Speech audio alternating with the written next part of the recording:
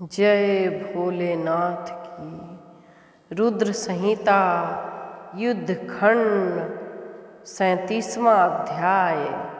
शंखचूड़ के साथ कार्तिकेय आदि महावीरों का युद्ध। सनत कुमार जी बोले, हे व्यास जी, उस समय दानव ने सभी देवताओं को पराजित कर दिया, जिससे शास्त्राओं से छत विछत अंग वाले देवता भयभीत होकर भागने लगे।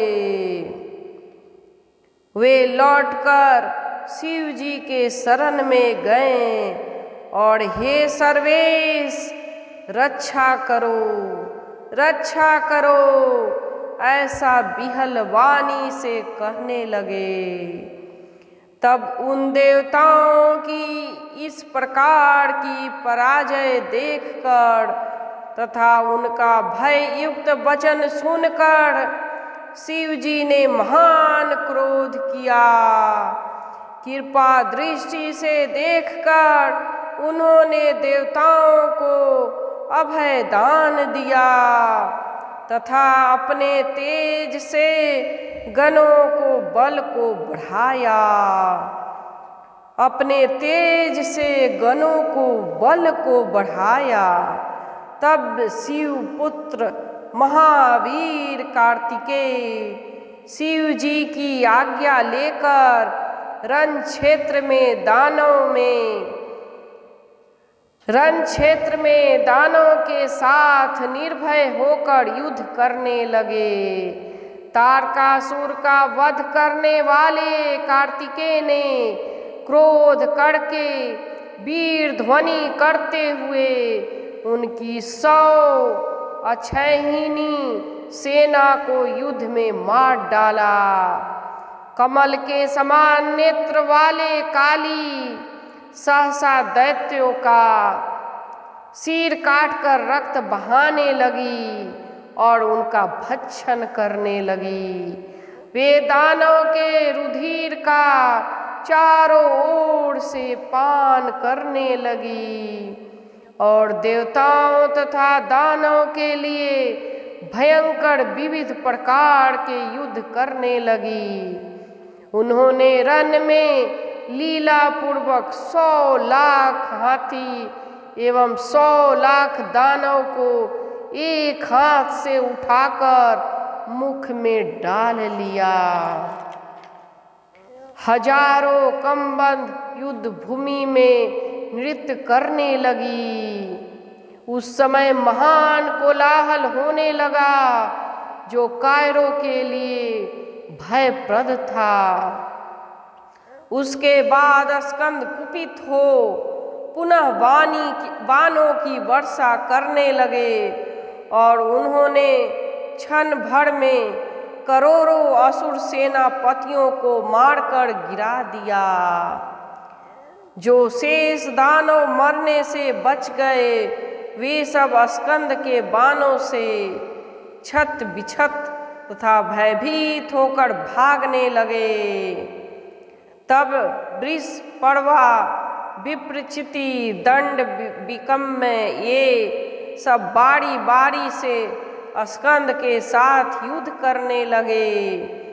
महामारी भी युद्ध करने लगी और युद्ध से नहीं हटी।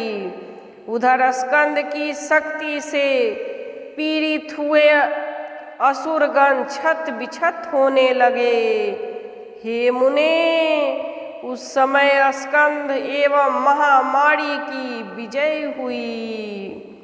स्वर्ग में दुर्भियाँ बजने लगी और फूलों की वृष्टि होने लगी।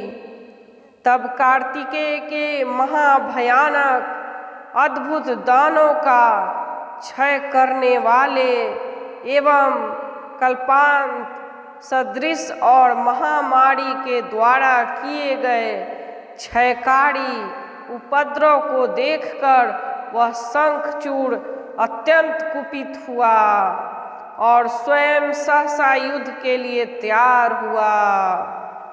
वह शंखचूड़ अनेक प्रकार के अस्त्र शस्त्रों से युक्त, विविध रत्नों से जटित तथा सभी वीरों को अभय देने वाले विमान पर चढ़कर महावीरों के साथ रणभूमि में उपस्थित हो गया और कर्ण पर्यंत धनुष की प्रत्यंचा खींचकर बाणों की वर्षा करने लगा।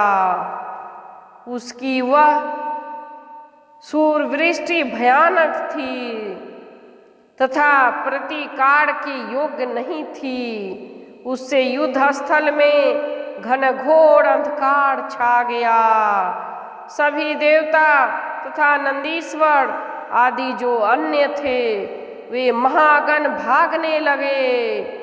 उस युद्ध में एकमात्र कार्तिकेय ही डटे रहे। उस समय दानव राज ने पर्वतों, सर्पों, नागों एवं वृक्षों की भयंकर एवं दुर्निवार्य वर्षा की। उस वृष्टि से शिवपुत्र स्कंद उसी प्रकार आहत आच्छन्न हो गए जैसे घने कोहरे से आच्छादित सूर्य। हे मुनि श्रेष्ठ, उसने मैदानों के द्वारा सिखाई गई अपनी अनेक प्रकार की माया फैलाई, किंतु कोई भी देवता गण उसे जान नहीं सके।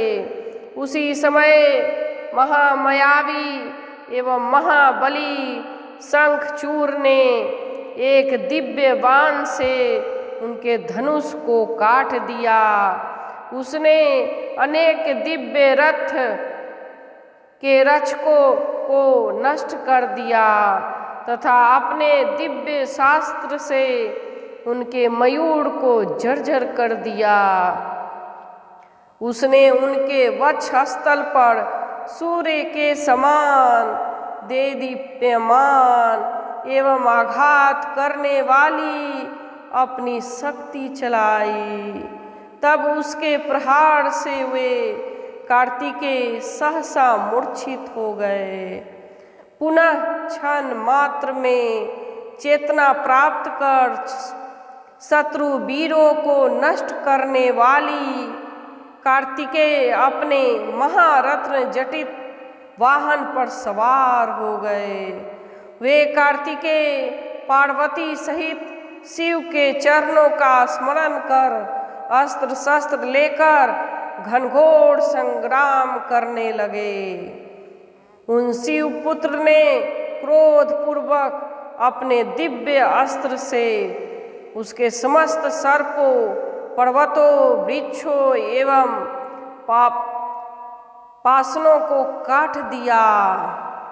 उन्होंने पर्यंत बाण से द्वारा लीला से ही शंखचूड़ के आग्नेयास्त्र को शांत कर दिया और उसका रथ तथा धनुष भी काट डाला।